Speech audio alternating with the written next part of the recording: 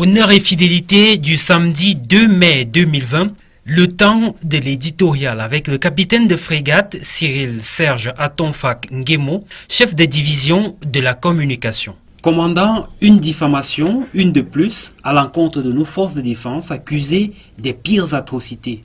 Heureusement que le mensonge a de courtes jambes. Effectivement, mon lieutenant, en début de cette semaine finissante, un conglomérat d'individus mal intentionnés s'est mis en tête de distiller sur la blogosphère la rumeur selon laquelle un officier des forces de défense, notamment le capitaine Jacques Tienen Valkossa, en service au 4e bataillon d'intervention rapide amphibie, serait mis aux arrêts sur ordre du ministre délégué à la présidence chargée de la défense pour avoir dirigé une équipe de 7 soldats qui auraient décapité un civil et ôté la vie à une femme et ses 3 enfants. Il n'en est rien. Absolument rien. Le supposé capitaine Valkossa est inconnu des effectifs des forces de défense. De même, l'unité à laquelle il est censé appartenir, le 4e bataillon d'intervention rapide amphibie, n'existe que dans les lubies ésotériques de ces créateurs de fake news. Cette rumeur complètement erronée, qui dénote d'une énième tentative de déstabilisation portée par les ennemis de la République au dessein noir et par conséquent vouée, tout comme les précédentes, à un échec cuisant.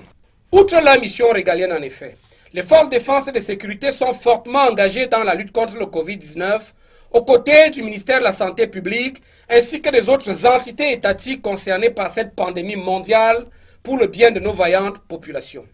En s'essayant à cette tentative de manipulation abjecte et puérile de l'opinion publique, les instigateurs de cette communication haineuse participent certainement de la vaste campagne organisée par les détracteurs de la République qui s'attaquent en même temps aussi bien au moral de la troupe qu'au symbole de l'État ainsi qu'aux citoyennes et citoyens qui les incarnent vaillamment. Les femmes et hommes des forces de défense vaquent sereinement à leurs occupations quotidiennes avec dévouement, honneur et fidélité et attendent les prochaines balivernes qui vont continuer de pleuvoir avec sérénité et sourire en coin.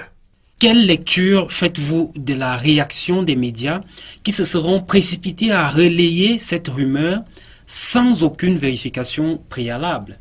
Mon lieutenant, en considérant la réaction de la médiasphère dans son ensemble, l'on peut dire que l'empressement avec lequel les médias, dont certains tout à fait respectables, se sont emparés de cette folle rumeur peut être mis sur le compte de la recherche de scoop, présumé favoriser la multiplication des ventes. Sauf que dans le cas d'espèce, la course effrénée aux chiffres contribue à plonger, voire maintenir notre société déjà passablement éprouvée dans une précarité émotionnelle propice à tous les débordements. Ce qui revient à faire le jeu des professionnels de la forfaiture qui avancent masqués. L'information, la bonne information censément éducatrice et édifiante ne se collecte pas sur le babillard à scandale des médias sociaux. Surtout lorsque cette information exalte les pestilentiels relents d'une acrimonie viscérale entretenue à l'encontre d'une noble institution comme nos vaillantes forces de défense. Et c'est peut-être le lieu ici de rappeler que la division de la communication du ministère de la Défense, dont les contacts sont du reste connus de tous les médias opérants sur le territoire national et à l'étranger, reste et demeure à leur entière disposition, autant pour la fourniture que pour le recoupement de toute information digne d'intérêt.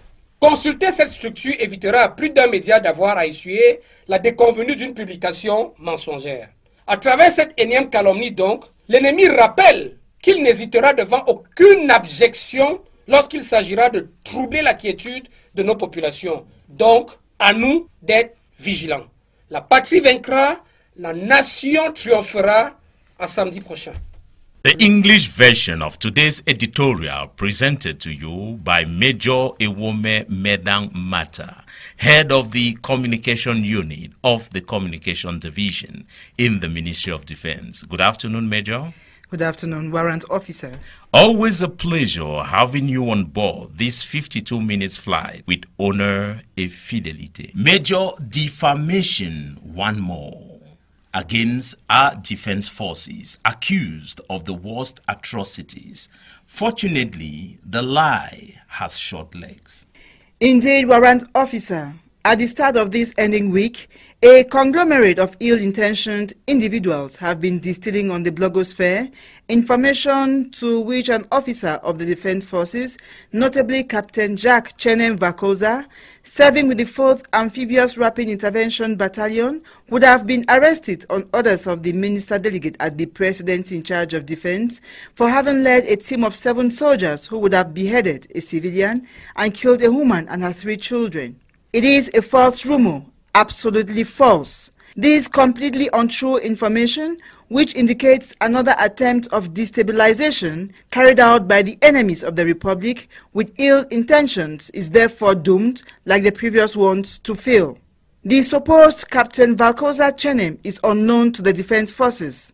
Likewise, the unit to which he is supposed to belong, the 4th Amphibious Rapid Intervention Battalion, exists only in the whims of these creators of fake news.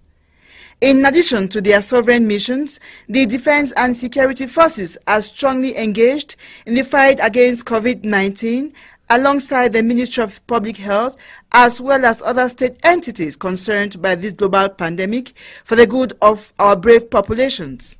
By trying this worthless and childish manipulation of public opinion, the initiators of this horrible communication certainly participate in the vast campaign organized by the aggressors of the Republic who attack the psychology of troops as well as the symbols of the state and her representatives.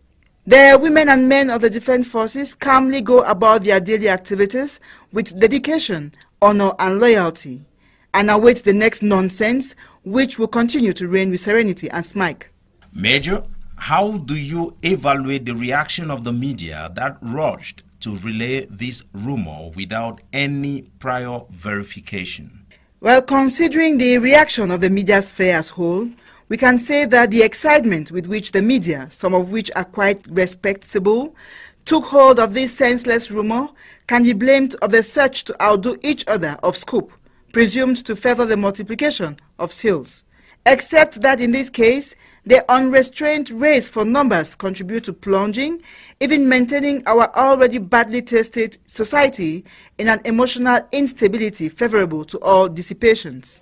This amounts to playing into the hands of the prosecuting professionals who advance disguised. Information, I mean good information, that which is educative and edifying, is not gotten from the social media, especially when this information exhales the pestilential hints of instinctive hostility maintained against a noble institution like our valiant Defense Forces. And it is perhaps the place here to remind that the Communication Division of the Ministry of Defense, whose contacts are known to all the media operating on the national territory and abroad, remains at their full disposal both for the supply and for the cross-checking of any information of interest. Consulting this structure will prevent more than one media from having to face the disappointment of a false publication. Through this slander, the enemy reminds that they will not hesitate in the face of any objection when it comes to disturbing the peace of mind of our population. So it's up to us to be vigilant. The fatherland will stand out tall. The nation will triumph. See you next Saturday. See you.